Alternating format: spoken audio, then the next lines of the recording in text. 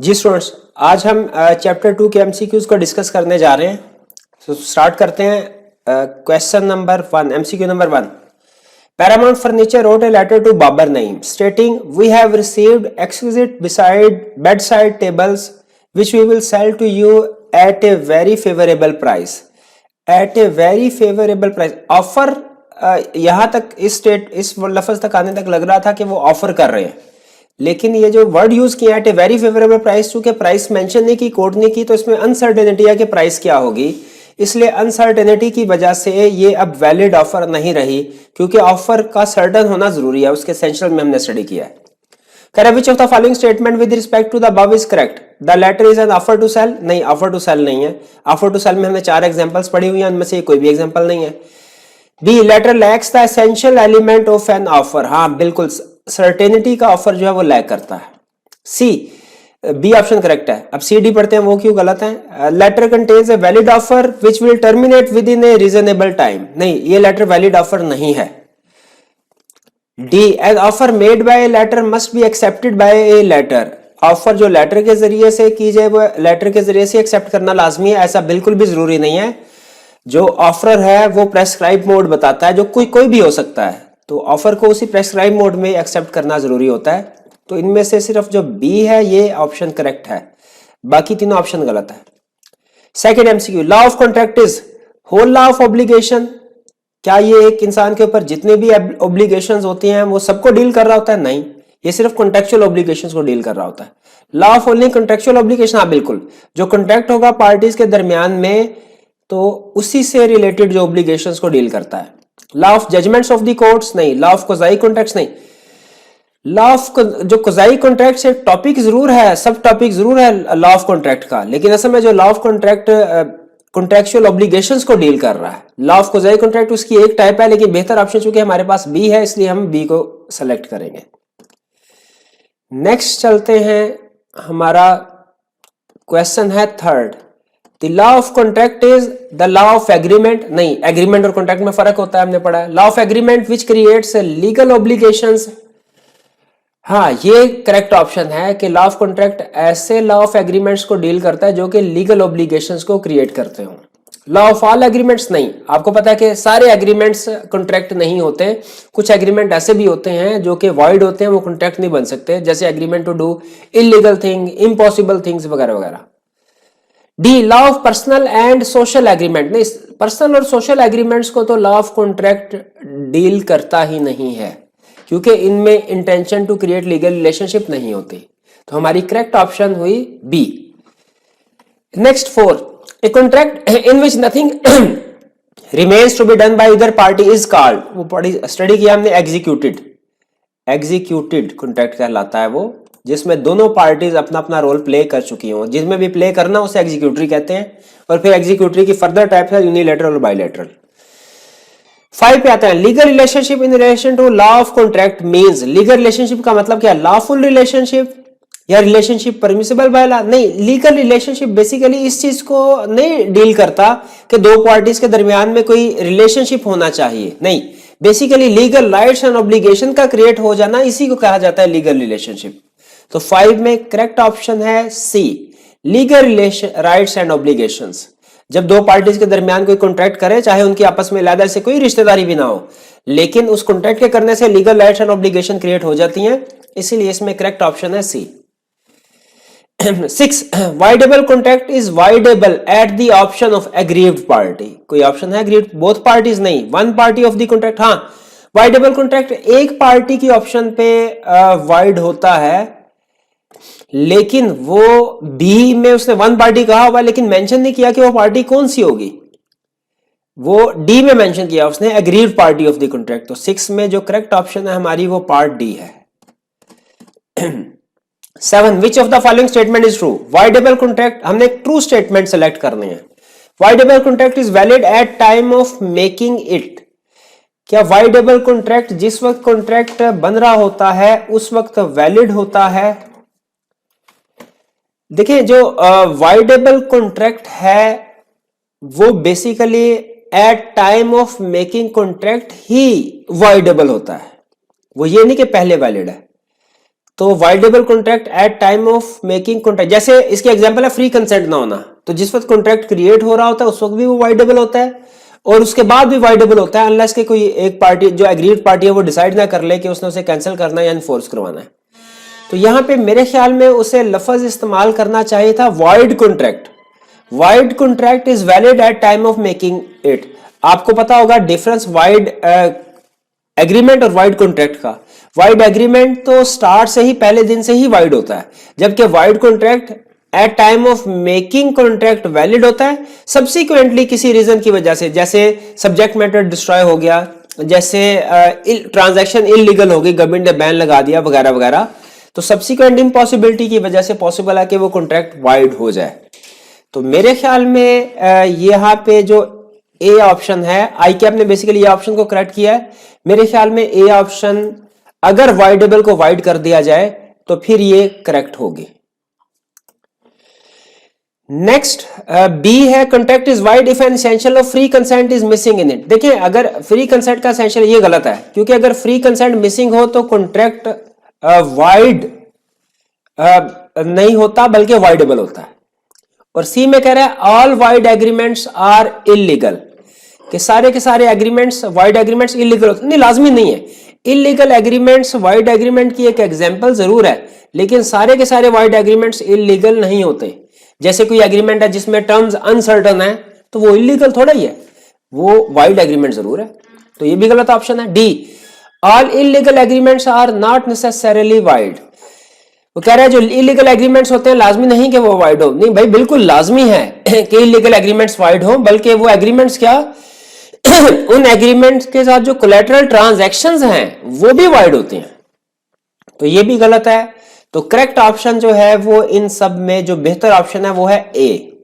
लेकिन मेरी इसमें रिजर्वेशन मैंने आपको बता दी कि मेरे ख्याल में यहाँ पे वाइडेबल की बजाय वाइड का वर्ड यूज होना चाहिए था, फिर ये ट्रू होती, क्योंकि वाइडेबल कॉन्ट्रैक्ट मेरा ख्याल है start at time of making B voidable ही होता है, वैलिड नहीं होता। 8 which of the following statement is true. इनमें से कौन सी स्टेटमेंट ट्रू है? A void agreement and void contract and one and the same. नहीं, बिल्कुल सेम नहीं है, फर्क है। एग्रीमेंट एग्रीमेंट है, कॉन्ट्रैक्ट कॉन्ट्रैक्ट है। B void agreements create legal rights and obligation between parties. बिल्कुल भी नहीं, वाइड एग्रीमेंट से कोई लीगल रिलेशनशिप और राइट्स जो हैं वो क्रिएट नहीं होते। सी में कह रहा है void contracts remain valid until they are declared void. Void contracts valid होते हैं जब तक कि उन्हें वाइड डिक्लेयर ना कहा। ये बात मुझे ठीक लग रही है कि वाइड कॉन्ट्रैक्ट्स जो हैं वो वैलिड होते हैं जब तक कि वो सब्सिक्वेंटली उन्हें वाइड डिक्लेयर ना कर दिया जाए या किसी वजह से वो वाइड हो ना जाए। D any transaction based on wide contract will also be wide. देखिए जो इलीगल ट्रांजैक्शंस होती हैं वो तो वाइड हो सकती हैं, उनके ऊपर जो कोलैटरल ट्रांजैक्शंस होती हैं वो वाइड होते हैं, लेकिन वाइड कॉन्ट्रैक्ट्स जो हों उनके साथ कोलैटरल ट्रांजैक्शन वाइड नहीं होती। तो यहां पे 8 में जो करेक्ट ऑप्शन है वो सी लग रही है मुझे, सी ऑप्शन करेक्ट होगी। इसके बाद आगे चलते हैं। नेक्स्ट हम पहुंच गए जी 9 पे। 9 क्या कह रहा है?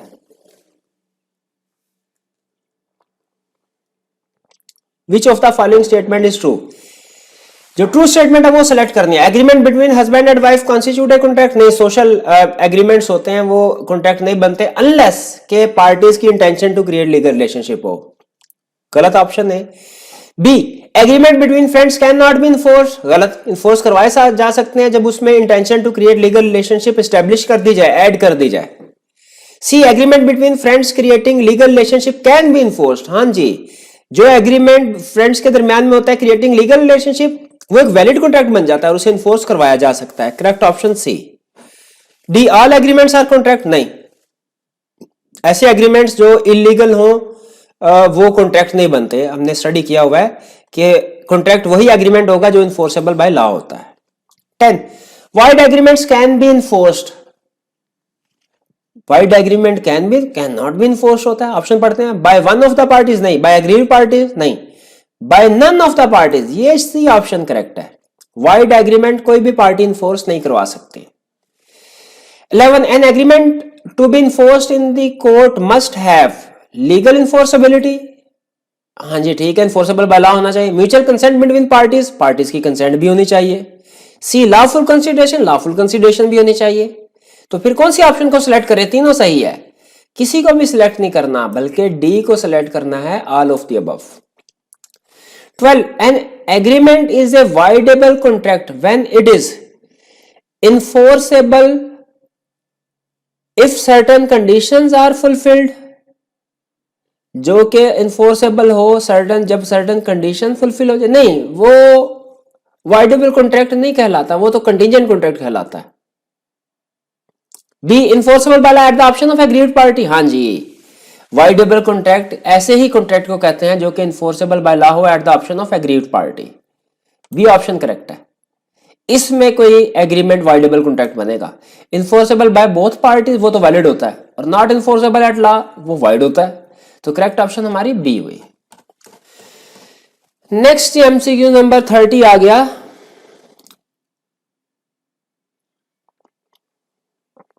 N agreement non enforceable by law is said to be void agreement, उसे कहते हैं जो इन्फोर्सेबल बाय लॉ ना हो। A option correct. Voidable, valid, unenforceable गलत, वाइड एग्रीमेंट उसे कहते हैं।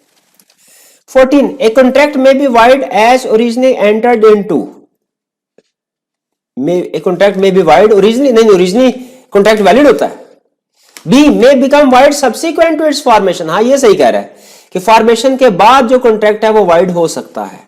बी ऑप्शन करेक्ट है।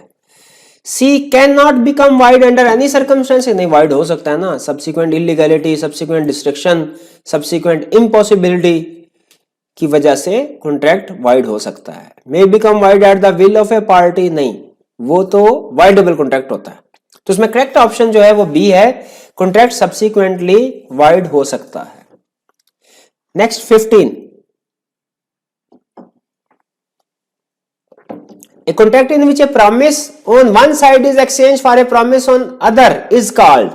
अब देखिए प्रॉमिस एक्सचेंज हो रहे हैं, इसका मतलब है प्रॉमिस को भी पूरा नहीं किया गया, तो ये कॉन्ट्रैक्ट जो होगा एग्जीक्यूटेड होगा। नहीं, एग्जीक्यूटेड में तो दोनों प्रॉमिसेस पूरे किए जा चुके होते हैं।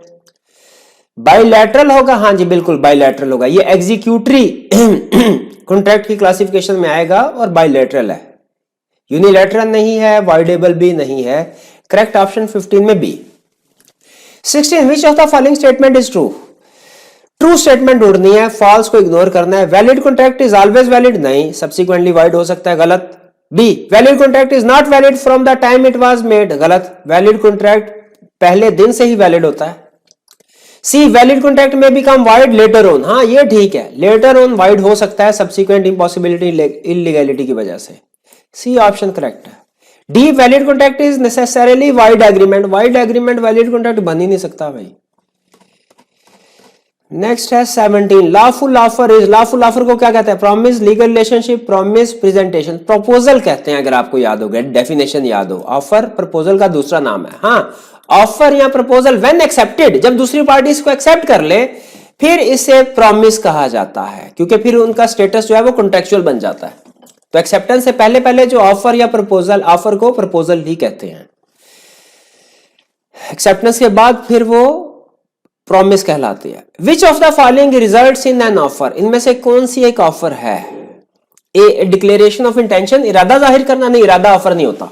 इन्विटेशन टू ऑफर, ये भी ऑफर नहीं होती। An advertisement offering reward to anyone who finds a lost dog of the advertiser, हाँ ये ऑफर होती है और जनरल ऑफर है। हमने ये केस भी पढ़ा था जिसमें शायद वो घोड़ा खो गया था उसका, या कुत्ता खो गया था, घोड़ा कुत्ता था, चले जो भी था। तो इसमें सी ऑप्शन हमारी करेक्ट होगी, 18 में सी। फिर N offer made in joke, joke में जो ऑफर की गई हो वो ऑफर नहीं है, वो सोशल एलिमेंट आ जाता है उसमें जोक में, इसलिए वो वैलिड ऑफर नहीं मानी जाती। 18 में करेक्ट ऑप्शन हमारी होगी सी। 19 a letter of acceptance for a lawful and legal matter sufficiently stamped and duly addressed is put into course of transmission. There is a contract voidable at the option of acceptor, a contract voidable at the option of offerer, no contract at all, a valid contract. अब इसमें जो आई के अपने correct option select की हुई है वो D, valid contract. लेकिन जो मेरा ओपिनियन है इसमें करेक्ट ऑप्शन होनी चाहिए ए, क्योंकि देखिए हमने जो रूल ऑफ पोस्ट पढ़ा है उसमें ये कि एक्सेप्टर अगर जो लेटर है उसे ट्रांसमिशन कोर्स ऑफ ट्रांसमिशन में डाल दे तो वो एक्सेप्टेंस है एज अगेंस्ट ऑफरर।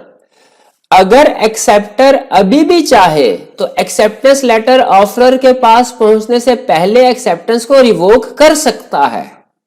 इसीलिए इस वक्त सिचुएशन ये होगी, अगर लेटर ऑफ एक्सेप्टेंस डाल दिया गया है लेटर बॉक्स में, सिचुएशन होगी ये कॉन्ट्रैक्ट वाइडेबल है eight the option of acceptor. तो मेरे ख्याल में यहां पे ए ऑप्शन करेक्ट होनी चाहिए, क्योंकि ये कॉन्ट्रैक्ट अभी वाइडेबल है। शर्त यह है कि एक्सेप्टर जो रेवोकेशन है वो एक्सेप्टेंस ऑफरर के पास पहुंचने से पहले रेवोकेशन कम्युनिकेट कर दे। तो ये जब तक ये लेटर पहुंच नहीं जाता ऑफरर के पास, ये इस कॉन्ट्रैक्ट का स्टेटस वाइडेबल होगा eight the option of acceptor. तो मेरा ओपिनियन यह है कि ये ऑप्शन करेक्ट है। आई कैप ने डी ऑप्शन जो है उसको वैलिड कॉन्ट्रैक्ट माना हुआ है। वैलिड कॉन्ट्रैक्ट में कोई भी पार्टी जो है वो उसको कैंसिल नहीं कर सकती, रिवोक नहीं कर सकती। लेकिन बहरहाल दोनों पॉइंट ऑफ व्यू मैंने आपके सामने रख दिए हैं। आई कैप का भी अपना भी, जो आपको बेहतर लगे आप उसको सिलेक्ट कर लीजिए। अगर आपको लगे कि मेरा पॉइंट ऑफ व्यू गलत है तो जरूर बताइएगा। 20 N offer is not different from, offer different नहीं है एडवर्टीजमेंट से। नहीं, एडवर्टीजमेंट प्राइस लिस्ट तो है, invitation to offer. Proposal for doing और नॉट डूइंग समथिंग, हाँ जी, ऑफर और प्रपोजल फॉर डूइंग और नॉट डूइंग समथिंग एक ही चीज है, इनमें कोई फर्क नहीं है। तो करेक्ट ऑप्शन हमारी हुई सी। बाकी जितनी भी ए बी सी या डिस्प्ले ऑफ गुड्स, ये सारी बेसिकली उसने इन्विटेशन टू ऑफर की एग्जांपल्स हमें बताई हैं।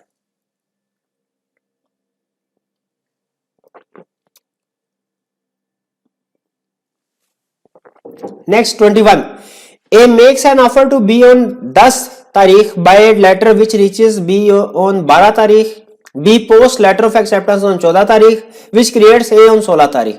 Communication of acceptance is completed as against A. दो लफ्ज अहम है, कम्युनिकेशन ऑफ एक्सेप्टेंस पूछा है, कम्युनिकेशन ऑफ ऑफर नहीं पूछा, और एज अगेंस्ट ए पूछा है, एज अगेंस्ट बी नहीं पूछा। तो एज अगेंस्ट ए बी ने चूंकि एक्सेप्टेंस पोस्ट की है तो ए के अगेंस्ट ये उस वक्त कम्युनिकेट हो गई जब बी ने लेटर पोस्ट किया, उसकी आउट ऑफ रीच हो गया। बी ने लेटर पोस्ट किया 14 तारीख को, तो इसका मतलब है एक्सेप्टेंस कम्युनिकेट हो गई एज अगेंस्ट ए 14 तारीख को। लेकिन याद रखें 16 तारीख को लेटर पहुंचा, तो 16 तारीख से पहले पहले अगर बी अपने एक्सेप्टेंस को रिवोक करवाना चाहे तो कर सकता है। इसमें करेक्ट ऑप्शन हुई B. 22 offer is simply a mere expression of willingness to do और नॉट टू डू समथिंग। हाँ बिल्कुल, इसमें यही होता है, विलिंगनेस टू डू। तो बाकी भी पढ़ते हैं। Intention to create legal relationship, offer में intention to create legal relationship भी होती है। C intention to get assent of other party for offer act और एब्स्टिनेंस, हाँ ये भी होता है। तो फिर क्या ए को सिलेक्ट करें, डी बी को या सी को? किसी को भी नहीं, D all of the above को सिलेक्ट करना। नेक्स्ट है जी 23 क्वेश्चन। 23 क्वेश्चन क्या कहता है, an offer can not be made by the words of mouth, कही जा सकती है, ओरल ऑफर भी होती है verbal. By the conduct of party, ये भी इंप्लॉयड ऑफर भी होती है। बाय सर्कमस्टेंसेस, सर्कमस्टेंसेस भी हो सकती है। टू द ऑफरर हिमसेल्फ, हाँ ऑफरर अपने आप को ऑफर नहीं कर सकता। ऑफर करने के लिए दो पार्टीज होनी चाहिए, एक ऑफरर और दूसरी कौन सी है, ऑफरी। शाबाश। 24 an offer is said to be revoked, offer उस वक्त रिवोक हो जाएगी by non fulfilment of condition precedent to acceptance. Acceptance के साथ जो कंडीशन अटैच की गई है उसको फुलफिल ना किया जाए, हाँ जी, इसी वजह से रिवोक होती है। ए ऑप्शन करेक्ट है, लेकिन बाकी भी स्टडी करते हैं वो क्यों गलत है। B acceptance is not in prescribed mode but offeror does not reject it. हाँ आपको बताया था कि कंडीशन फुलफिल ना होना और प्रेस्क्राइब्ड मोड में ना होना, दोनों में फर्क है। अगर एक्सेप्टेंस प्रेस्क्राइब्ड मोड में नहीं है तो इसमें जो ऑफरर है उसको बताना होता है, वो उसको एक्सेप्ट कर सकता है। और अगर उसने एक्सेप्ट नहीं करना तो उसने ऑफरी को बताना होता है, ऑफरी को, एक्सेप्टर को बताना होता है कि मैंने अपनी ऑफर को एक्सेप्ट नहीं किया, आप प्रेस्क्राइब्ड मोड में ही भेजे। मैंने आपके एक्सेप्टेंस जो है वो मेरे लिए एक्सेप्टेबल नहीं है, इसे प्रेस्क्राइब्ड मोड में ही भेजे। तो बी ऑप्शन जो है इसमें offeror does not reject it, अगर एक्सेप्टेंस प्रेस्क्राइब्ड मोड में ना हो और ऑफर रिजेक्ट ना करे तो इसको एक्सेप्ट ही समझा जाता है, इसको रिवोक नहीं समझा जाता। आपको बताया था कंडीशन वाला केस ज्यादा सवेयर है, प्रेस्क्राइब्ड मोड वाला कम सवेयर है। Acceptance is not given with in reasonable period of time but offeror does not object. Acceptance reasonable period के बाद है और ऑफर ऑब्जेक्ट नहीं करता, वो भी एक्सेप्टेंस हो जाएगी, रिवोक नहीं होगी। Misunderstanding has arisen between offeror and offeree. Offeror और ऑफरी के दरमियान में कोई मिसअंडरस्टैंडिंग आ जाती है तो याद रखें, हमने मिस्टेक वाले टॉपिक में वो अभी तक नहीं पढ़ा हुआ आपने, वो आगे चल के पढ़ेंगे कि अगर मिस्टेक हो या मिसअंडरस्टैंडिंग ऑफर ऑफरी में तो कॉन्ट्रैक्ट जो है वो वैलिड नहीं होता। कुछ केसेस में वैलिड रहता है, कुछ में वाइड हो जाता है। ठीक है, ये हम आगे चल के एक चैप्टर में पढ़ेंगे। तो जो करेक्ट ऑप्शन है यहाँ पे, जो बेस्ट ऑप्शन है वो है ए। 25 acceptance must be given in usual manner, prescribed manner, any manner, more effective manner. नहीं जी, प्रेस्क्राइब्ड मैनर। जो ऑफरर ने कह दिया आपको उसी तरीके से एक्सेप्टेंस कम्युनिकेट करनी पड़ेगी। 26 which of the following statement is true? True statement ढूंढनी है। A proposal may be revoked at any time before communication of its acceptance is completed as against offeree। नहीं, as against offer होना चाहिए था। Proposal communication of acceptance से पहले offeror as against offeror proposal को revoke किया जा सकता है। जब एक्सेप्टेंस हो जाए फिर उसके बाद प्रपोजल को रिवोक नहीं किया जा सकता। ये ऑप्शन गलत है। B acceptance may be revoked at any time. अब एक्सेप्टेंस की बात कर रहा है, ए में ऑफर रिवोक करने की बात कर रहा था, बी में एक्सेप्टेंस रिवोक करने की बात कर रहा है। Acceptance may be revoked at any time before communication of acceptance is complete as against acceptor. हाँ जी बिल्कुल, एक्सेप्टेंस रिवोक की जा सकती है before communication complete as against acceptor. यानी कम्युनिकेशन एज अगेंस्ट एक्सेप्टर कब होगी कंप्लीट? जब एक्सेप्टेंस लेटर ऑफरर के हाथ में पहुंच जाएगा, उसके नॉलेज में आ जाएगा। तो ये बात ठीक है, एक्सेप्टेंस रिवोक की जा सकती है किसी भी वक्त, लेकिन कम्युनिकेशन होने से पहले पहले। C an offer initially rejected may subsequently be accepted. नहीं, एक जो इनिशियली ऑफर रिजेक्ट होगी बाद में एक्सेप्ट नहीं हो सकती, गलत। D letter of offer may be sent after letter of acceptance. जी नहीं, ऑफर पहले होनी चाहिए, एक्सेप्टेंस बाद में होना चाहिए। उल्टा नहीं होना चाहिए कि एक्सेप्टेंस पहले ऑफर बाद में। नहीं, ये भी गलत है। 27 A person cannot make an offer to himself।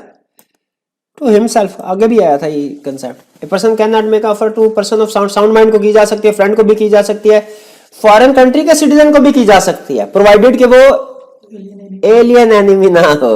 Enemy हो नहीं सॉरी, एलियन हो एनिमी ना हो, फिर की जा सकती है। 28 an offer gets legal consequences as soon as it is made. नहीं, as soon as it is communicated. Good. नहीं, एज सून रिवोक्ड। नहीं, as soon as it is accepted. D आसान क्वेश्चन था जी। अब बात है 29 की तरफ। Implied acceptance is inferred from the silence of offeree. नहीं, ऑफरी की साइलेंस से नहीं, उसके कंडक्ट से नतीजा निकाला जाता। हमने पढ़ा था ना, साइलेंस इज नॉट एक्सेप्टेंस, तो साइलेंस है नहीं। B from the conduct of अच्छा नहीं, मुझे याद आ गया यहां पे कंसेप्ट। वो कौन से केसेस हैं जिनमें साइलेंस एक्सेप्टेंस हो जाती है? ला में 2 केसेस बताए गए हैं, उसमें साइलेंस को एक्सेप्टेंस ही समझ लिया जाएगा। कौन से केसेस हैं? एक, जब कोई दूसरी पार्टी ऐसा एक्ट करे जो कि वॉलंटरी नहीं है और हम साइलेंट रहे, तो ये हमारी तरफ से इंप्लाइड एक्सेप्टेंस होती है। जैसे आपको बताया था, जो गाड़ी है वो ट्रैफिक सिग्नल पे हम रोके और कोई बच्चा आके, कोई बंदा आके गाड़ी को साफ करना शुरू कर दे और हम उसे नहीं रोकते, तो यहां पे जो साइलेंस है वो एक्सेप्टेंस होगी, ये इंप्लाइड एक्सेप्टेंस होगी। और दूसरी एग्जांपल है जब माइनर एडमिटेड इनटू पार्टनरशिप हो और उसकी एज ऑफ मेजोरिटी हो जाए और 6 महीने तक उसने डिसीजन करना होता है, लेकिन 6 महीने के बाद भी वो साइलेंट रहे और कम्युनिकेट ना करे कि उसने पार्टनर बनना है कि नहीं, तो पार्टनरशिप एक्ट क्या कहता है कि उस माइनर को हम क्या समझेंगे? वो पार्टनर बन गया है। यहां पे साइलेंस इज एक्सेप्टेंस। वरना नॉर्मल केसेस में, चूंकि स्पेसिफिकली लॉ ने इन 2 एग्जांपल को डिस्कस किया है, इसलिए यहां पे silence is acceptance, silence is not acceptance वाला रूल नहीं लगेगा। वरना नॉर्मली जो साइलेंस है उससे एक्सेप्टेंस आप एज्यूम नहीं कर सकते। तो ए ऑप्शन गलत है। B from the conduct of the offeree, बिल्कुल इंप्लाइड एक्सेप्टेंस ऑफरी के कंडक्ट से नतीजा अखज किया जा सकता है, inferred. From the return statement of offeree, वो इंप्लाइड थोड़ी रहेगी जो रिटर्न होगी या ओरल होगी, वो तो कौन सी बन जाएगी, इंप्लाइड का अपोजिट क्या है, एक्सप्रेस, एक्सप्रेस बन जाएगी। 30 Abdullah offered by letter to sell Kareem his motorbike for ₹5,000. Kareem wrote back saying he accepted the offer and would pay in 2 installments at the end of the 2 following months. वो कह रहा है मैं 2 किस्तों में पैसे दूंगा और महीने के बाद।